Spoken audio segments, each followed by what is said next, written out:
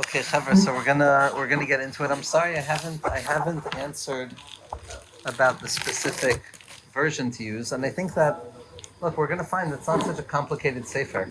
It's really not, and the levels of svarim that we have at our disposal now on Otzros Chaim are amazing, right? The Otzros Chaim that the Oz V'Hadar just put out on Shar HaIgulim is incredible. It's written by a massive Talmud Chacham, someone who learns b'chavrisa with the Rebbe every Shabbos. And what he's doing is he's bringing every makor imaginable. And these were closed books. Originally, what you had was, for beginners, you had Otzros Chaim with the Matok Midvash, which is a very clear explanation that goes through the system of the Arizal. Then you always had the Meforshim, right? The Eifa Shlema. I saw some other chaver had the Eifa Shlema. That was Rav Shaul HaKohen Dweck, who was an amazing tzaddik. That's much more in-depth. That's really like, he treats Otzros Chaim like Eitz Chaim, and he goes very deeply into it. But Rav Gamliel Rabinovich and the Yam Darkecha did an incredible job also in terms of bringing it al pi avoda. And now they have, I saw they put out 2 massive volumes of the Ramchal on Otzros Chaim. So we have, meaning all of the Meforshim that a person wants to read, a person has to become familiar with all of the different schools of thought. You have to become familiar with the Baal Shem Tov's Mahalach and the Graz Mahalach and the Ramchal. And a person has to visit all of the different stations, right? Rabbi Nachman writes in the beginning of Sichos Haran that a person has to be like a prince, a royal prince who travels from city to city, experiencing cities, so that they can say, I was there, even though you're not settling there, even though you're not making that place your home. Nevertheless, there's a certain royal notion of tasting everything. And so too Rabbi Nachman says a person has to taste all of the lights of the tzaddikim. At the mitzvah of Michol Eitz Hagan Toichal, that eat all of the trees of the Eitz Hagan, means to eat from all of the Batei Midrashim of all of the tzaddikim. So we're going to focus on the osios of the Arizal, and when we need, kind of explanations, then we'll look for Pashat Pshat from the Meforshim. But everything else that you're going to get from me is ultimately my own cholent, my own understanding of the writings. But a person should choose whichever one, seems to speak to them and learn it. Learn what the Yam Darkecha is saying about the Olamos and the Shemos, and it will give you an introduction where you come to realize that, I know all of these things already. You also know that you don't know anything yet, but the basic ideas, the basic gist of what we're trying to get to here is self-evident, ultimately. And so we're going to read from the osios of the Ari, but ultimately the Meforshim, we'll see where we go to.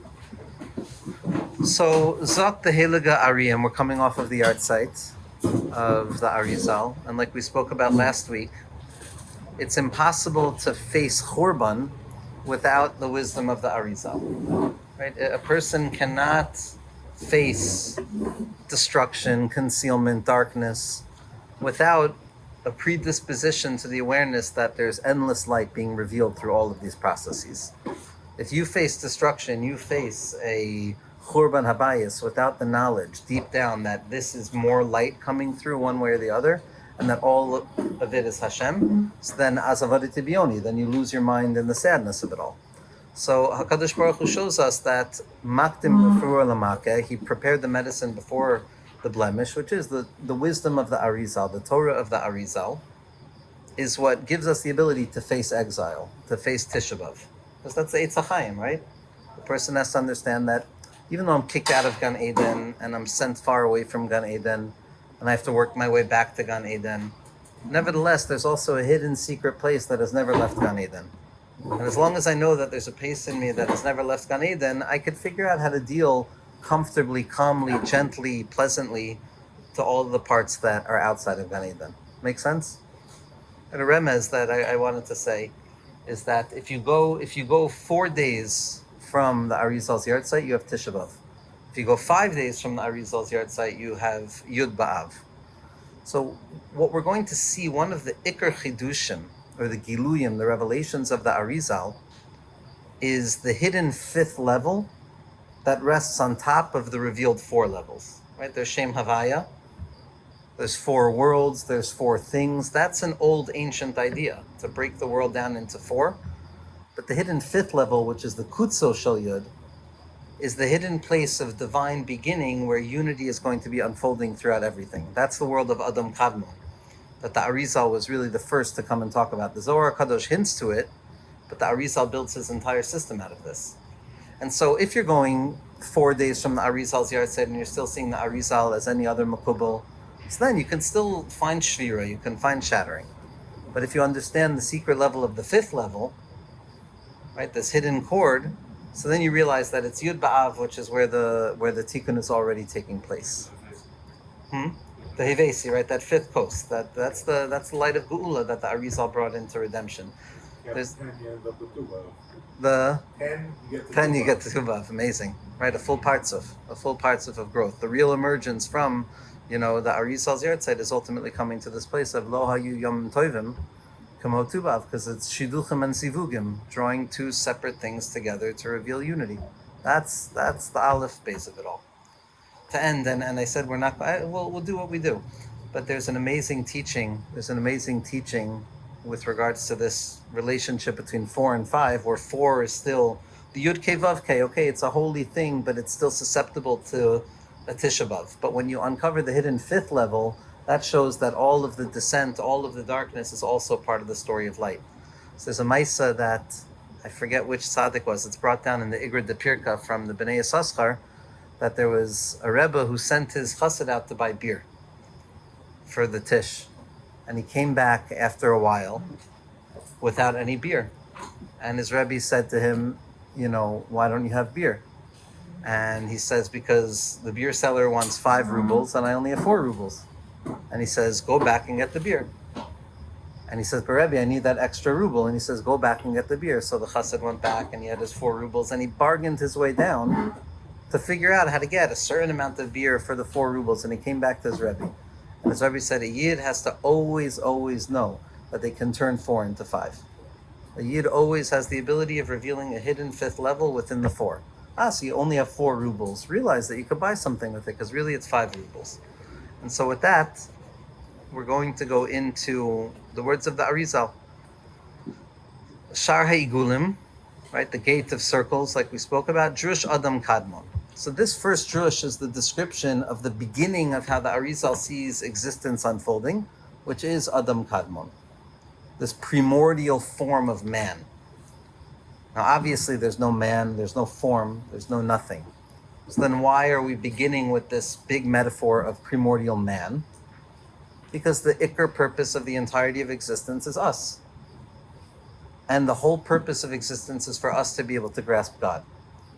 Hashem speaks in the language of human beings because he wants to be understood by human beings. We're the purpose of existence. He wants to be understood by Nishmas Yisrael. So because Hashem wants to be understood by Nishmas Yisrael, he reveals himself in accordance to what human beings are capable of grasping. Adam Kadmon. We can't be blamed for not understanding Malach Kadmon. We can't be blamed for not understanding Ein Sof Kadmon. Because that's separate from us. That's not kind and kind. But Adam Kadmon, the primordial roots of what it means to be a human being, and to understand how to draw divine light into the experience of being human, that's the entry point. Adam Kadmon. We see this come out even further with the Baal Shem Tov of Mebesari Echaza Elokai. I come to grasp HaKadosh Baruch Hu from within my own human form. Everybody with me on this? Now there's Midrashe Chazal that say that the Oilam is an Adam Katan, and also that the Adam is an Oilam Katan. So we see that there's an interchangeability and almost a unity between the concept of self and the concept of world. Because you wake up to find out that you are the eyes of the world, and the way I see reality is ultimately going to be how reality shows itself to me. That's the secret of Adam. Atem Kuriyam Adam. Hashem wants to reveal himself to the eyes of Bnei Adam. And this will help us understand the first line. Hakdama achas koleles min ha'ein sof ad Zeir Anpin. This is a general introduction that comes to describe the lofty level of Ein Sof, the infinite light prior to the creation of the world, all the way down to Zeir Anpin, the small countenance, the small face. So again, I'm going to have to work out how to minimize introductions and focus on introductions because it's very difficult to teach an introduction without more introductions. But let's go with that metaphor that we were talking about 4 and 5. Yeah?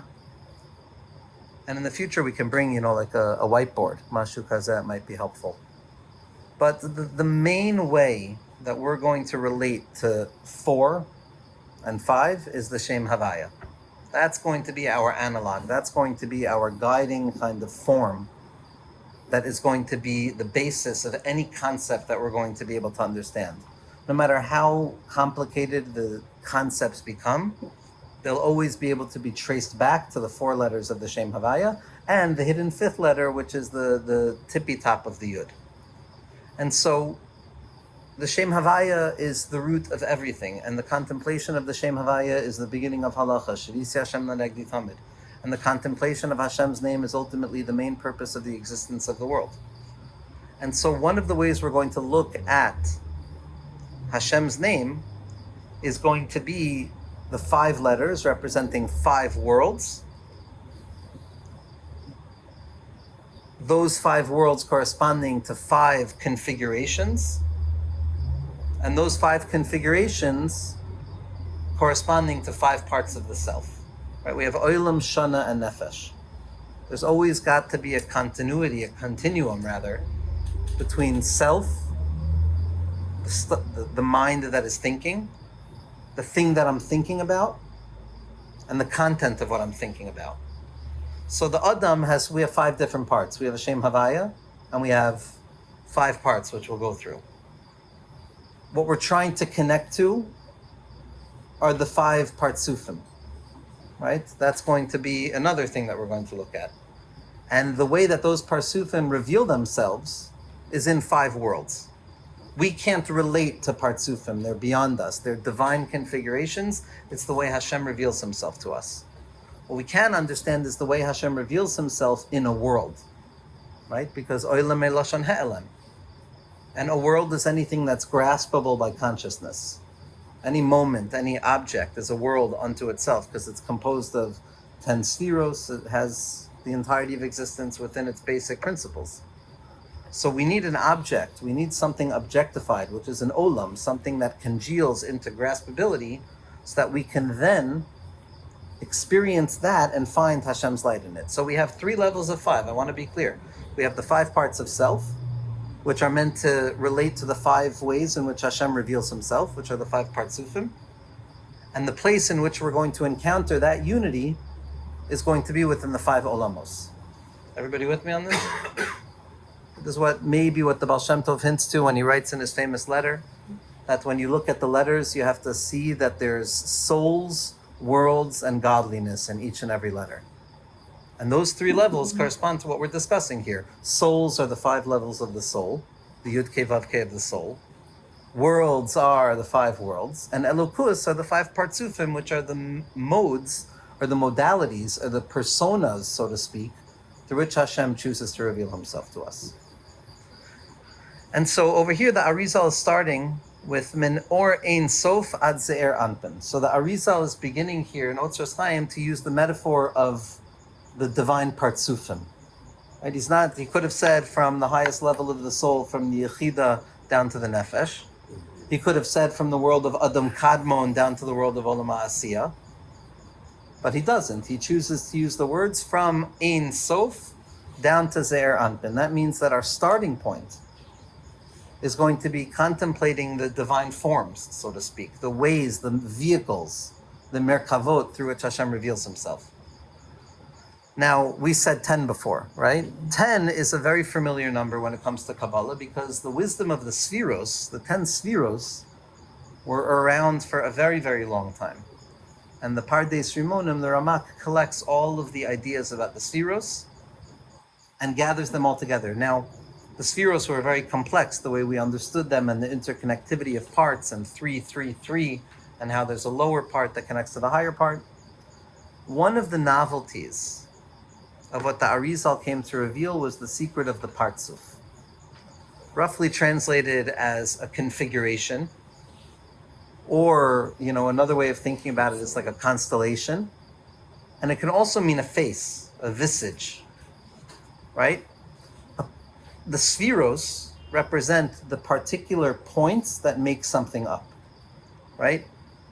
This cup, for example, we can say at least, let's think about how this cup came into an existence.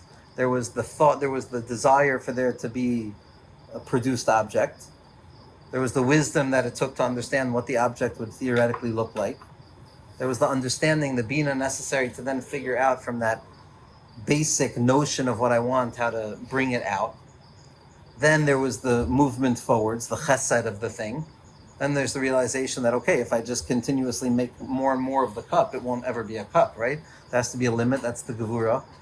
Then when you have the emergence and the withholding that creates the cup, that's the teferes. Then there's the netzach, which pushes through the barriers, right, and makes it into an actual object. The hod, which recognizes that, okay, it's not going to be the best cup of all time. The yesod, which is how, the cup begins to enter into, consumer world. And Malchus is when me, as a consumer, I get to utilize this cup. So every cup has 10 Sefiros in it. Another example would be like you can look at a car and you can identify 10 different parts of the car. The problem with the parts model, the Sefira model, is that really it's just different points that kind of share a lived or a shared universe, but they don't necessarily have any revealed interrelationship between one another. They're still operating in their pointed nature. Chesed is chesed and gevura is gevura.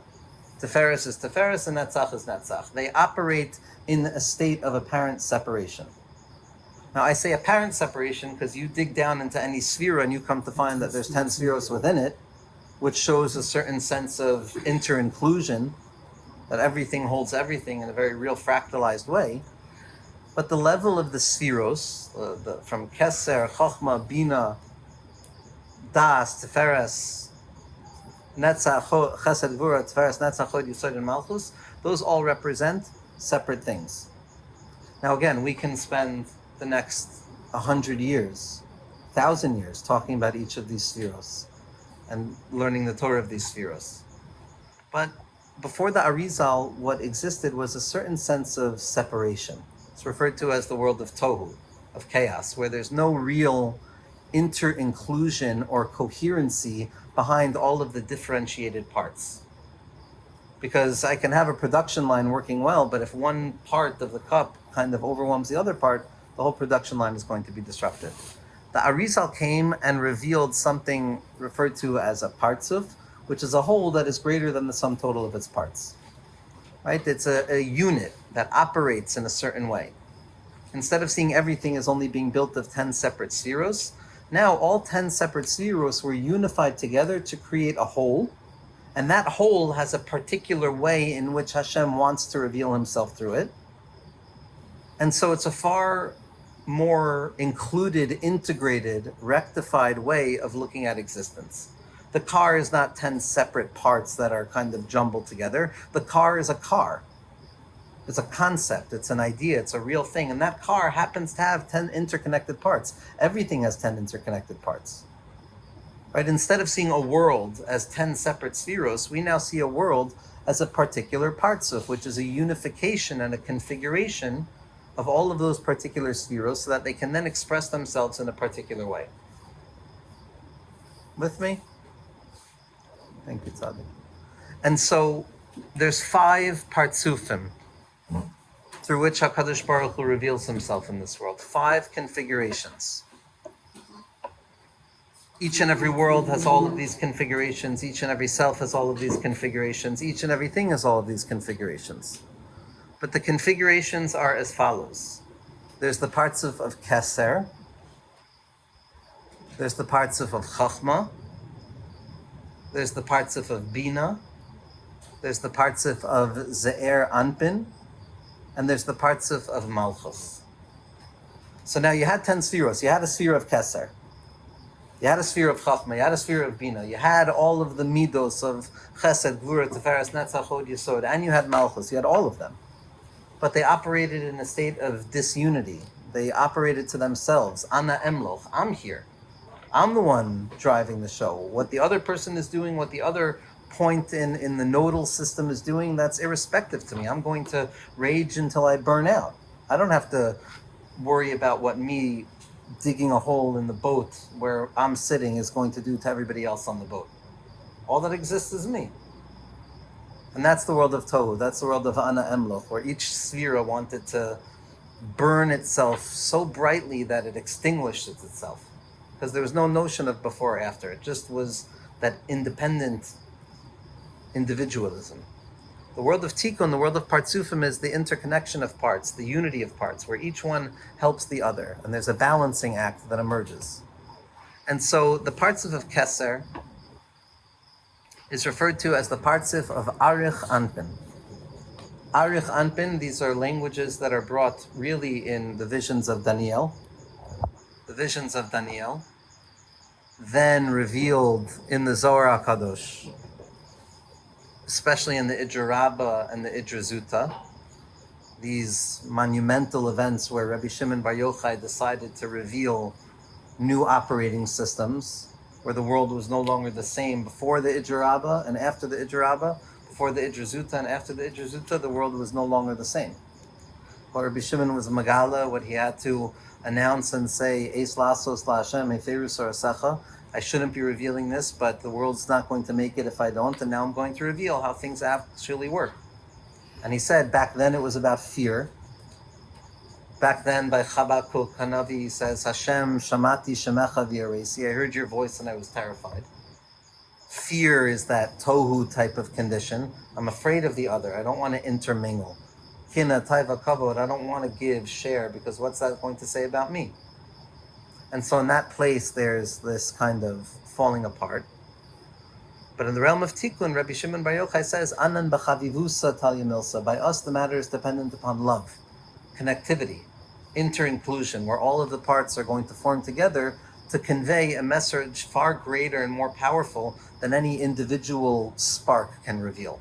That's the wisdom of Ahava. Ahava is Achdus, it's Yichud. That's the Chochmah of the Partzufim. And so the first parts of, at least, we're dealing with the four levels first. We'll go to the hidden fifth afterwards.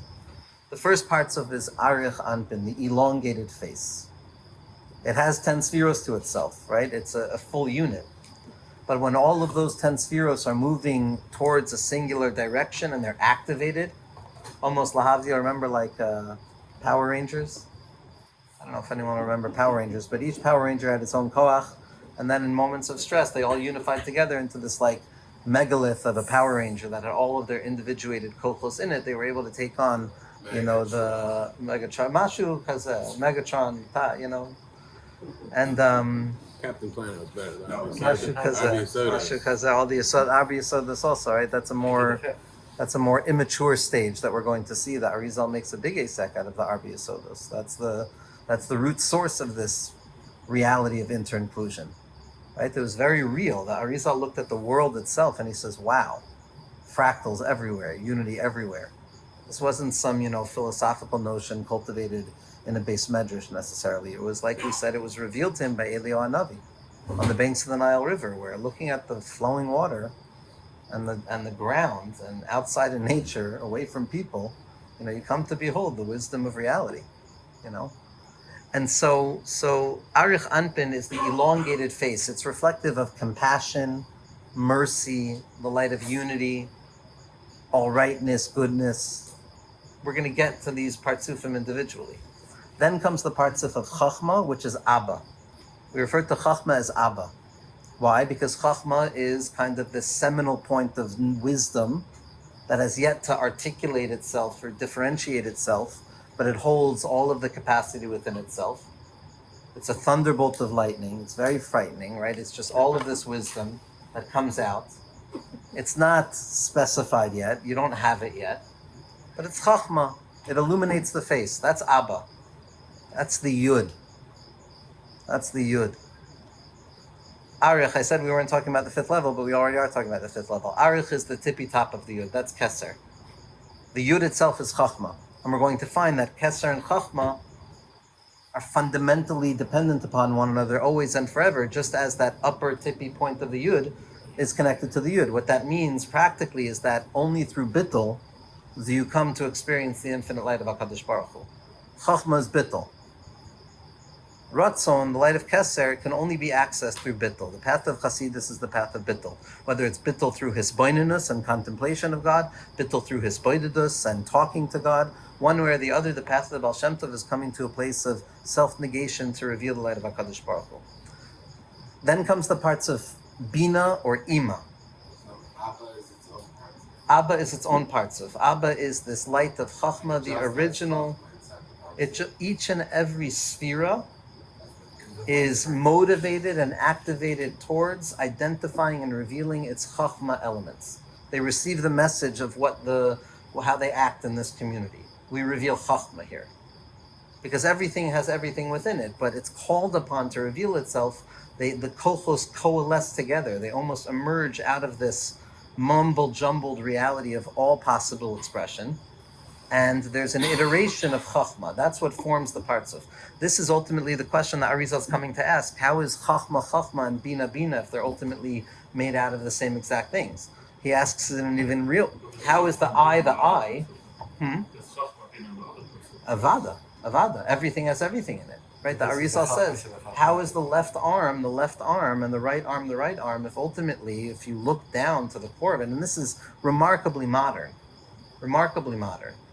If you look at it and you see on the cellular basis, on the atomic level of it, there's no actual distinction between parts. Everything contains within itself. So how does something individuate itself? How does this thing become this thing if it's everything? Which is similar to the question of how does the infinite express itself by way of finite, right? Any questions so far, Clever? How does it? We'll get there. Right now it's happening in real time. It happens every moment. Meaning thinking, being, mitzvos, Torah. It's partzuf, right? It's parts work. Yeah, but I mean, how is the Chochmah Bitul? That was a jump. We didn't explain why Chochmah is Bitul, but Chochmah is ultimately referred to as Koach Ma. It's the awareness of that there's a whatness taking shape in front of me, through me, and my only real orientation point is like, what? Like how or in what way can I ever come to grasp what is actually taking place? There's an awareness of there's something far bigger than me, a power greater than myself that's kind of operating in this moment rather than the self. That's Chochmah. It's Koyach Ma. There's a potential of something and a whatness taking place. The way it reveals itself is Va'anachnu Ma. Ma'anu, Ma Chayinu, Ma Chastenu, Ma Tzidkasenu, Ma Yeshuasenu, right? That this Ma of Moshe Rabbeinu, the Bitul of Moshe Rabbeinu is Anav Mikol Adam. And if you look in, and it's based on laws of reality, that the infinite light of HaKadosh Baruch Hu only reveals itself through the Chochmah of the world of Atzilus, as we're going to see. And the Alter Rebbe brings this in Tanya, and he says that the only way that HaKadosh Baruch Hu is Shoira on a person in this world is through Bitul. And that's proven by the Arizal and Eitz Chaim, where we see that Or Ein Sof is only Megala itself through the Chochmah of Atzilus. That Bitul is the only way in which infinite light comes in. Because Ein Ani V'hu Yecholim Lidor, meaning if there's selfhood and there's a blockage, then you've become a vessel, and a vessel can't be a light at the moment that it conceives itself as a vessel. If I conceive of myself as a separate entity, even if I know I'm receiving divine light in this moment, I cannot identify as Or. The goal is to come to a place of realizing that I'm a vessel and I'm Or at the same time. That's through Bitul. From the way I understood it, is that you were saying that at every time of the parts of, so all of the separate nekudas, all of the separate spheros are then expressing that element of it. That is to say, let's say there's chesed sheba chesed, there's Furush sheba chesed, etc. Yes. What about there are many more permutations that are possible. Endless. So when there is a different permutation, let's say you have some element of chesed, a different element of guru, etc. So is that a separate? Is that a different parts of? Is that a separate? Each and every person's momentary consciousness of their particular reality is a full-on universe. that's based upon very particular, unique, divinely inspired and orchestrated combinations and configurations of various parts and spheres that compose the parts of this moment right here, right now, if a person is willing to pay attention. And that means that that moment now has all of the history of the Tzimtzum, the contraction, and the emergence of divine revelation, and then the shattering, and then the need to work my way up through the shattering to reveal the light. Every moment has all of this in it. And so, in accordance to the moments of existence that Hashem deems fit to reveal himself through the processes of history, is going to be the amount of combinations. But even that, like you're saying, is a profound tzimtzum to the true possibility of what could potentially be. But there already, mal lifnim u'mal la'achor is a fundamentally strong rule. Because why does what the Arizal say true? Because the Arizal said it. Not because we can validate its truth. Not because we can come to the ultimate limit of thinking. We say, I've conceived. Well, we have no, it was nevuah, it was giluyim meishmayim. And so mal lifnim mal la'achor means there's a certain buy-in that's taking place. And that's this original decision of Hashem to reveal reality in the way that he's revealing reality, in spite of the fact that truth of the matter is there's infinite realities taking shape.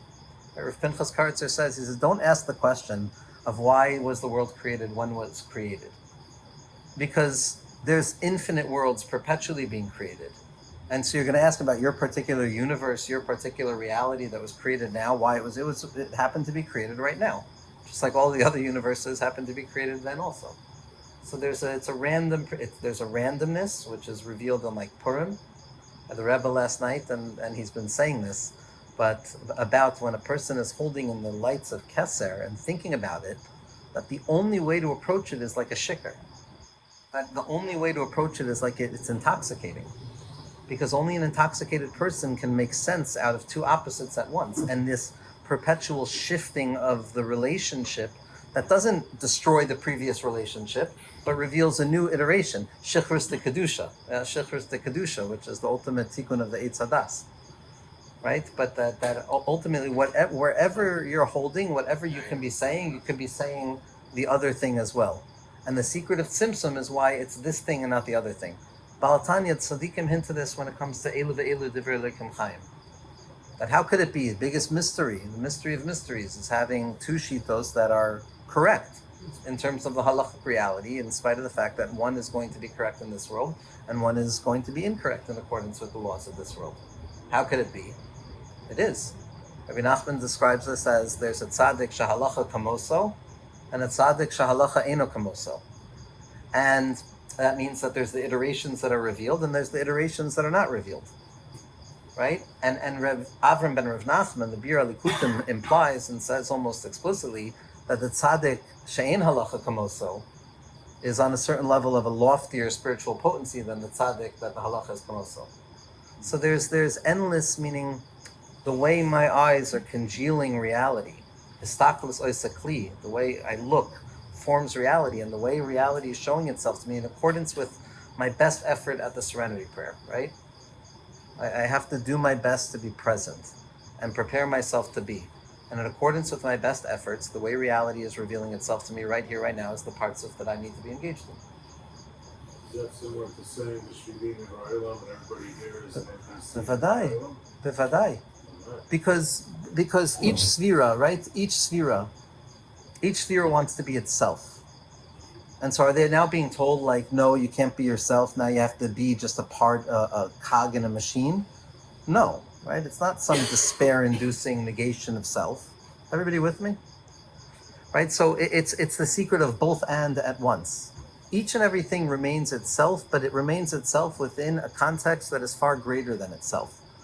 That contextualization of selfhood does not destroy selfhood, but it also reveals to me that selfhood is not the center. It's my particular center, but at the same point, I have to recognize the particular center of something else.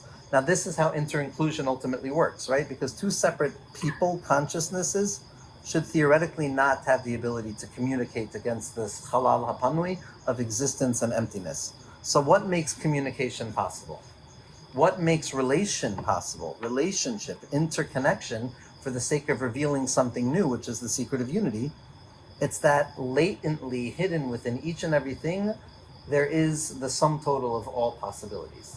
So you have a you and a me within yourself, and I have a me and a you within myself. When I choose to communicate with you, what's happening is that the you within me is being awoken, and it's connecting to the part of me within you that's being awoken, and there's this almost like crisscrossing, where the me that was in you now goes and fills the place where the you that was in me was previously standing, and the me that and the you that was in me goes and fills the place where I was, and that's where the unity takes place. This is called his klalis for his kashrus. This is what it means when we say Herenim Mechavein. I'm getting ready to do the mitzvah of tzitzis, the taryag mitzvah satfuliyim ba. Taryag mitzvah satfuliyim. There's one mitzvah. Tzitzis. What am I thinking about? Tefillin and mezuzah, elama. Every mitzvah is an or. An or ein sof is an or pashut betachlis apshitas. But the secret of dir betachtoinim, Hashem wants to reveal mitzvahs maisios. Ish mitzvahs maisia, for or to emerge into the world, a klaf that I could write then a sefer Torah on and learn from it. Meaning that's its own journey from infinite light down into the congealment of this worldliness, so it could become a vessel. Each mitzvah is different. Each mitzvah has its own shirim, but nevertheless, each mitzvah contains the 613 potencies of all other mitzvahs. The same is true with saving one neshama from Klal Yisrael. What does it mean that you save one neshama from Klal Yisrael? It's as if you've saved the entirety of Klal Yisrael. Because be'emes, every yid is the sum total of Klal Yisrael. It's just, I've collected all of the Joey parts from every other chelek of Nishmas Yisrael, and they've coalesced into my personal identity of Joey. But that's not just, there's one point of the Joey Sheba Joey, which accentuates my identity. Every other part is a borrowed part. We're going deeper than we need to be right now. Just going back to the original point. And I don't know what time it is, but I want to end afterwards with the parts of Bina, Zeir, Anpin, Malchus, and then to come back to these lines. How are we practically able to... So my bias, like we said, is that the Arizal goes with the Baal Shem Tov HaKadosh. And the Baal Shem Tov HaKadosh goes with the Gra and the Ramchal. It means that it has to be al derech ha'avoda. The Tachlis is derech ha'avoda. The Tachlis is application to human experience. So what we're going to see is these Partzufim, Arich, Anpin, Abba, Ima, this is the architecture of existence. This is the secret mystery of how Hashem reveals himself. It's got nothing to do with us. It's so far beyond our comprehension. The world of Atzilus, even though we talk in levels, we read the Sfarim of Chasidus and we see these worlds, the world of Atzilus, Moshe Rabbeinu didn't come near the world of Atzilus. Nobody comes near the world of Atzilus. The only thing that touches that place is the hidden most inner chamber of desire in moments of Mesiras Nefesh that somehow breaks kind of like the body-brain barrier and goes upwards. Atzilus, the Sefiros are particularized. Yeah, so we're gonna it's all one, and yet it continues to express itself as many. But we'll get to the world of Atzilus. My point is that the Partzufim are so beyond comprehension. They're ontologies. They're the forms of existence. What the Baal Shem Tov came to teach us is that no, this medicine now has to go down another level where it has to now be understood through personal experience in this world. Phrased otherwise, avodas Hashem. The avoida of being an eved Hashem in this world. Avoida, meaning avodas parach. And also the avoida b'menucha, of what it means to be an eved Hashem. Right? Adam la'amal yulad, to be, right, you may be the devil or it may be the Lord, but you're going to have to serve somebody, right? To be an eved Hashem, Kabbalah sol Malchus Shemayim. Human experience. That's what the Baal Shem Tov and all of the other tzaddikim came to reveal it through.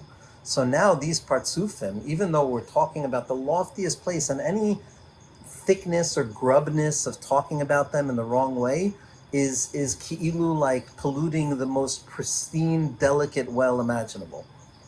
But at the same point, permission is granted for us to experience these through derech ha'avoda. So Arich Anpin now becomes ratzon, desire. Yearning desire rooted in a deep belief in goodness beyond possibility. Goodness, rachamim rabin. And then you look at everywhere you see Arich Anpin, long breaths, holding your breath, overcoming anger, seeing the long game, right? That's what it means to become a merkava for the parts of Arich Anpin, to cultivate a ratzon towards HaKadosh Baruch Hu. Chochmah is going to be Bitul, where I negate myself. How? By becoming aware of how infinite God's light is. The parts of Chochmah now express itself in the possibility of contemplating infinitude in my mind, holding it in my mind, and that's learning Torah, right? That's Talmud Torah, that's the or within Torah. And there's Bina, which is going to be hisboinenus, contemplation, meditation, mindfulness. Zeir Anpin is midos, that's even lower, love, fear, beauty, desire, gratitude. And again, in those lower 7 Sefiros, we're going to encounter ideas, notions as brokenness and shattering, which become much more pollutable and manipulated. And then down to Malchus itself, which is ultimately the main place, which is Kabbalah so Malchus Shemayim, Emunah Kozos. So it becomes very, very practical. Look, I think that it's both and. It's the Gra and the Baal Shem Tov, meaning the Leshem, and I don't want to get to for the Leshem, it's very important for us to be aware that there's something real outside of consciousness. And to limit reality to consciousness is to basically take Kabbalah and drag it into the mud and call it like philosophy, right? At the same point, we also know that consciousness is the root source of all things, and it's the place in which God rests, and it's what generates reality for us. That was far more the innovation or the revelation that the Baal Shem Tov came to reveal. Now, the Gra reveals to us the technologies of it, but the Gra still, I don't want to say what the Gra says, the base medrash of the Gra still sees it as like a future technology. Right? The Baal Shem Tov is seeing this thinking, this capacity of mind of Moshe in an active ability to taste the light of redemption right here, right now. So that's when the Baal Shem Tov says, you are where your thoughts are. Thoughts are the Iker. The Gra is far more mysterious and far more collective. It says far more rooted in the collective redemptions and the ascensions that are between Hashem and Himself, so to speak. The Baal Shem Tov is giving us the ability to between us and Hashem, to find redemption through Hashem. And so I think yes and no, meaning consciousness ultimately doesn't exist. So, there's nothing but Hashem. So obviously everything is outside. You said a while back that you're supposed to view yourself not just as a vessel, but also the light. Is that like a sphera? We'll get to it. It's not a sphera and it's not a sphera. It's something we're going to encounter in the world of Akudim, which is the first iteration of vessels. We're talking now, meaning we're getting into a hakdama of the Partzufim. Partzufim are a byproduct of Tzimtzum and processing. We haven't even gotten there yet. But this recognition that the vessel itself is just emergent light in a congealed form that's still light, but it's just slowed down to the degree that it appears as matter. That's the place of Akudim, which I think the Lashon and Leshem or the Arivin is that it's a Kli she'eno Kli. And the Lashonos of the Rebbe Rashab on this are like that you have to mamish. What it means in consciousness is you have to become a vessel that's not a vessel, meaning a separate ich, a separate sense of self, separate from godliness, that knows that it's not really separate, but wills itself to kind of think that it's separate because Hashem wants, meaning the iterations of Avodah are endless. Bekitzer, the next parts of is the parts of Ima and Bina, and then we have the parts of Zeir Anpin, and then we have the parts of Malchus. The most relatable places, the most human relatable spaces are the Partzufim of Zeir Anpin and Malchus, Torah and Tefillah, Kudshabarichu v'Shchinte. That's where our avodah rests. Bonim atem laHashem Elokeichem. What is Hashem Elokeichem? Kaviyachol, it's the Partzufim of Zeir Anpin and Nukva of Atzilus. These lower two Partzufim, the Vav Hey of the Shem Havaya, that Hashem wills Himself to reveal Himself down in. And that's what I wanted to get to right now. That the Hakdama Achas, the one introduction is Kalalas Min Ha'in Sof, from the loftiest levels in the world, down to what? Where is it going? To Zeir Anpin, to the self, to human experience, to our ability to grasp it. This is what we're eventually going to come to understand as Ratzah HaKadosh Baruch Hu Lios Lo Dir B'Tachtonim, that HaKadosh Baruch Hu wants to dwell in the lower realms. We're going to see how all of Hasidus is based fundamentally on Kabbalah.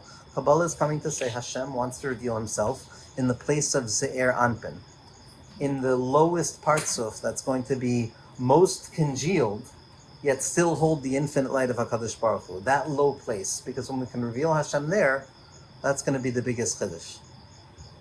Why not Malchus? Why not Malchus? Be'emes, because all Malchus is really the transition to a higher frequency of understanding, Zeir Anpin. Malchus is Nishmas Yisrael. Zeir Anpin is Kudsha B'richu. If we look at the system, we would assume the lowest of the low is the most important, but that would then mean that Nishmas Yisrael becomes the thing itself. And even though every source points that way, and Hashem loves us more than anything, and we can grasp the loftiest levels, in the end of the day, the most fundamental rule is Kedushasi l'mala mi Kedushasechem. My holiness is higher than your holiness. Kedushasi is Malchus. Kedushasechem is Malchus. Kedushasi, Hashem's Kedusha, is Zeir Anpin. So we have to always remember that the tachlis is that the human experience of the descent is only to reveal more light of HaKadosh Baruch Hu, not to think that I've completed the mission. Right? Does that make sense? Yeah, is it also related to the idea that Malchus is really a part of Zeir Anpin? Absolutely. There's the secret of Ateres HaYesod, which is the Malchus within the parts of Zeir Anpin. But I don't want to say that because there's a real there's a real Nakuda of the Malchus of Atzilus, which is really the place where most of the work is taking place. And that's the real territory. But within that space, even though we might think that the Malchus Sheba Malchus is the most important thing because that's the lowest imaginable place, the MS, we're always coming to a place of realizing that no, it's Kedushasin La'alim Kedushasechem, it's Zeir Anpin, right? The Acharei Kechlos Hakol Levado Yimloch Nora V'hu Haya V'hu Hoive V'hu Yiyah B'Tifara. Tiferes? What Tiferes? I should be negated in complete absolute nothingness. No, but every loss of all distinction reveals more distinction, but now those distinctions are rarefied in a more rarefied form of light, so it's more sha'ashua and more gilui. Like, is Zeir Anpin defined as the totality of my personal experience right now with Hashem? Like, is that the accurate way to say it, or is there more to it? All levels fold into Zeir Anpin. Is that meaning that, when we call out to the name of Hashem, which is associated with Zeir Anpin, we're calling out to every aspect of what Hashem could possibly reveal. All of the higher worlds. So even though we're relating to Hashem in a personalized way, nevertheless, we're not mistaking that personalized experience with God as the end-all be-all of God's capacity. God is infinite beyond measure, but it's also not negating this personal relationship with Hashem. That's the secret of Zeir Anpin. That the nations of the world can cry out to Or Ein Sof all they want, and they can think about Or Ein Sof all they want. They can have a grasp of infinitude. Psychedelics can take a person there. Anything can take a person there. Bilam was an expert in getting there. But what they don't have is Torah and Tefillah. What they don't have is Zeir Anpin, the secret of the Shem Havaya.